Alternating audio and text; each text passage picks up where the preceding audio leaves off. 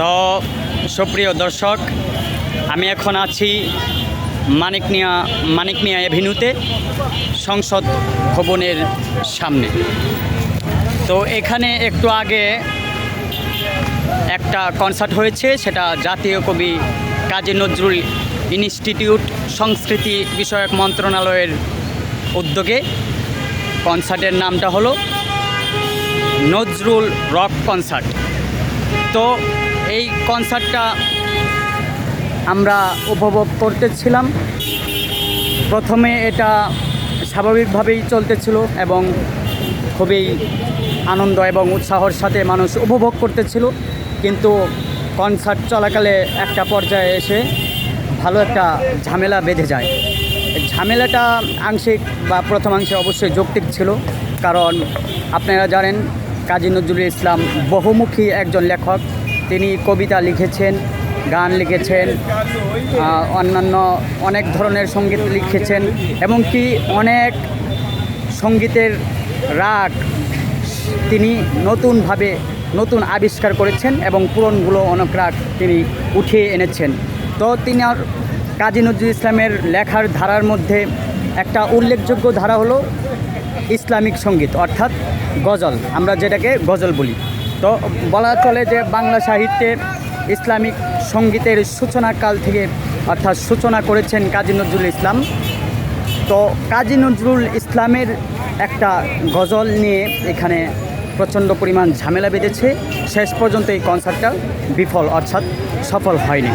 তো সঙ্গীতটা আমাদের সবার জানা, সঙ্গীতটা ছিল ত্রিভুবনে প্রিয় মোহাম্মদ এলো রে দুনিয়ায়, আয় রে সাগর আকাশ বাতাস দেখবি যদি আয়।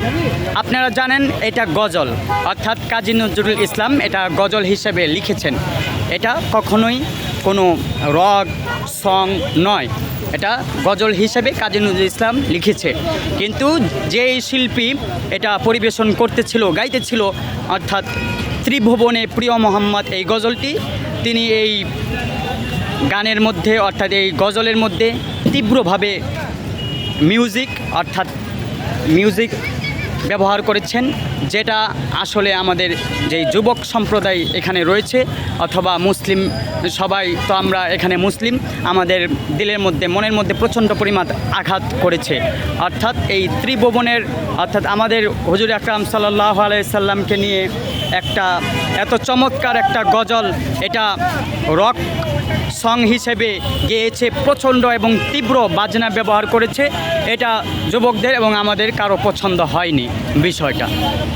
তো এই গজলটা এইভাবে রক সং হিসেবে গাওয়াতে উত্তেজিত জনতা, যুবক মানুষরা খুবই ক্ষিপ্ত হয়েছে, তারা খুবই ফেসে উঠেছে, প্রচণ্ড পরিমাণ রাগ করেছে। মুসলমানের বা আমাদের এখানে যারা ছিল যুবকরা, তাদের মনের মধ্যে একটা আঘাত করেছে। এর জন্য তারা সেই শিল্পীর বিরুদ্ধে তারা ঝাঁপিয়ে পড়েছিল, যার কারণে কনসার্ট নজরুল রক কনসার্টটা ব্যাহত হয়েছে। এটা হবারই কথা ছিল, কারণ যেই মান গজলের ত্রিভুবনের প্রিয় মোহাম্মদ, সেই মানটা ঠিক রাখতে পারে নাই তারা। সেই গজলের মধ্যে তীব্রভাবে মিউজিক বাজনা ব্যবহার করেছে, যেটা এই গজলের সাথে আসলে যায় না। যেটা আমাদের হুজুর আকরাম সাল্লাল্লাহু আলাইহি সাল্লাম, মোহাম্মদ সাল্লাল্লাহু আলাইহি সাল্লামকে নিয়ে লেখা, সেটা আসলে এই গজলটার সাথে যায় না।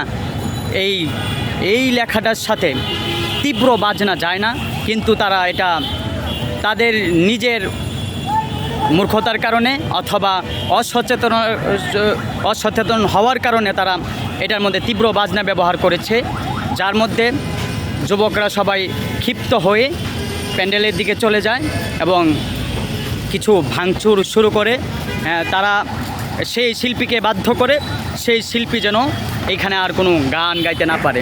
তো যেই কনসার্ট কর্তৃপক্ষ ছিলেন নজরুল ইনস্টিটিউটের, তারা শেষ পর্যন্ত এই যুবকদের যেই দাবি ছিল সেই শিল্পীকে এখান থেকে তাড়ানো, তারা সেই ব্যান্ড সহ তারা এখান থেকে বিতাড়িত করতে বাধ্য হয়েছে। এবং আমি বলি এটা যৌক্তিক দাবি ছিল। হ্যাঁ, এটা হওয়ারই ছিল। যেই গজলটা কাজী নজরুল ইসলাম আসলে আমাদের একটা আবেগের জায়গা। কাজী নজরুল ইসলাম আমাদের একটা মহব্বত এবং ভালোবাসার জায়গা। কাজী নজরুল ইসলাম অনেক কাজ করেছে। কাজী নজরুল ইসলামের বহু গান আছে যেগুলোর মধ্যে রক মিউজিক বাজানো যায়, কিন্তু বহু গান আছে নীরব নিস্তব্ধ সুরের, এবং যেগুলো আমাদের ট্র্যাডিশনাল যে সুর আছে সেইগুলোকে ধারণ করে বহন করে।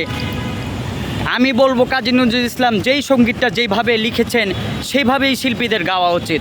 যদি তারা না গায় তাহলে আজ এই এত বড় একটা আয়োজনের মধ্যে যেই তীব্র হাঙ্গামা হয়েছে সেটা আরও হবে, হতেই থাকবে যদি তারা কাজী নজরুল ইসলামের সঙ্গীত গাওয়ার সময় সচেতনতা অবলম্বন না করে।